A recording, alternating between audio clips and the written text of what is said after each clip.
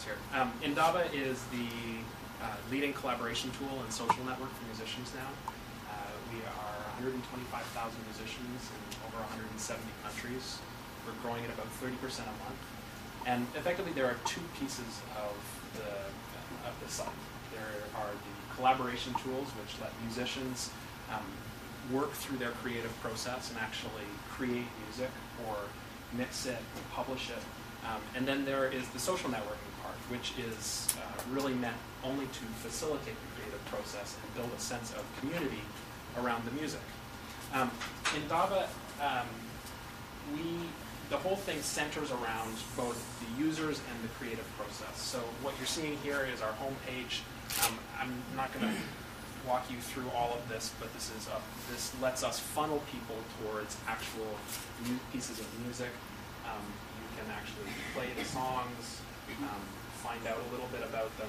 You can see here we offer a bunch of cool tools that are useful for musicians as they go through actually creating and collaborating online.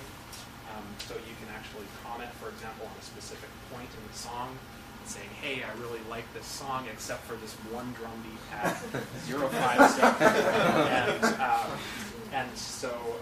And then you can go back and forth and have a dialogue about that piece.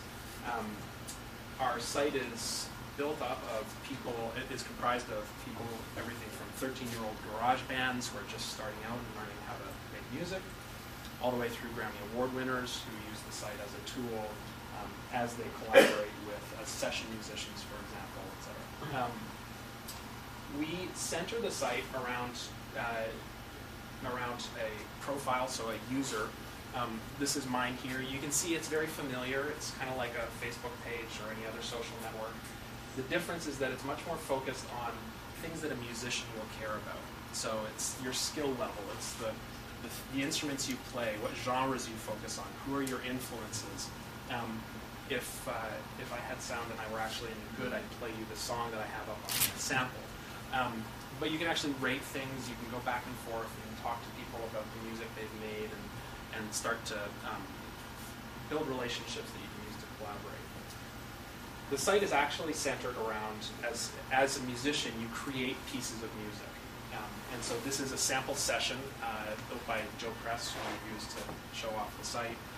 You can see it's you can upload tracks to a session, which are the basic pieces of a song. So the bass track, the drum track, and then using the session console, which is a proprietary piece of software that we built.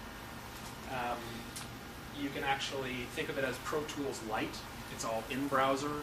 There's no heavy file downloads. So for a musician, either an amateur or a professional, this is very useful because it's free. It's easy to use. You can access it from. You can access your entire library of content from anywhere in the world, anywhere you have a computer, and you can play with it. So you can mix it, edit it, adjust the volume levels, cut out pieces, move them around, and then go back and forth with the people you're collaborating with. These people. On a session and actually audition people. You can accept them into the session. You can then come down and come out with finished mix downs, which are completed versions of the song. Once you've done that, you can talk about the song. You can see that people go back and forth here and dialogue about what they think of it. I think if you took out the synths from my latest mix and worked them into your dance version one, it would be a great combination. You can talk about, this is bit depth, the key it's in, the time signature, the song format, all stuff that makes it really easy for people to collaborate with each other around. There are lots of applications for this, one of which is obviously commercialization. And so we run campaigns, not all of them contests, but campaigns for brands and artists to promote stuff that they're interested in sharing with the community. We build this around the concept that a musician has a set of people who are watching what they do and who are interested in seeing inside their creative process. Something that until Indaba came along has not really been possible to see inside the musical creative process. You've always been able to see it retroactively, kind of like a Stones documentary. But you've never been actually able to see inside the recording studio as someone's laying down the tracks, talking about what they're thinking, and then watch the piece come together and do a final product. Why don't I stop there and give everybody a chance to ask questions if you want to. Okay. Yeah. Is there a policy about the copyright? You know, everybody's going to claim copyright ownership. It's a good question. Indaba actually is the only site in the space that makes no claim on the music on the site, which is really nice for a musician. We're friends with Creative Commons, so we allow people to define not only, and I'll go back to one of the sessions and see if anybody's done it on this one. When you go to the tracks, no, nobody's done it here. You can see there's a column here for licenses. We actually let artists define not only specific Creative Commons licenses for the tracks that they post, but for the song as separate pieces. The really nice thing for an artist about this is that, unlike the offline world, there is a very clear record of the development of a song and who owns what.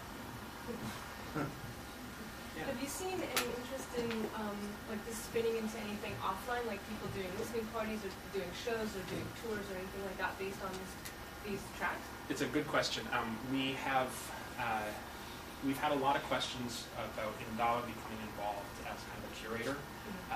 We've stayed away from that for the time being, partly because we want to give the community a chance to grow, partly because we want to be seen as the place that is the center of the musicians' community and the industry's chance to talk to each other, as opposed to becoming a vehicle for audiences to engage with music.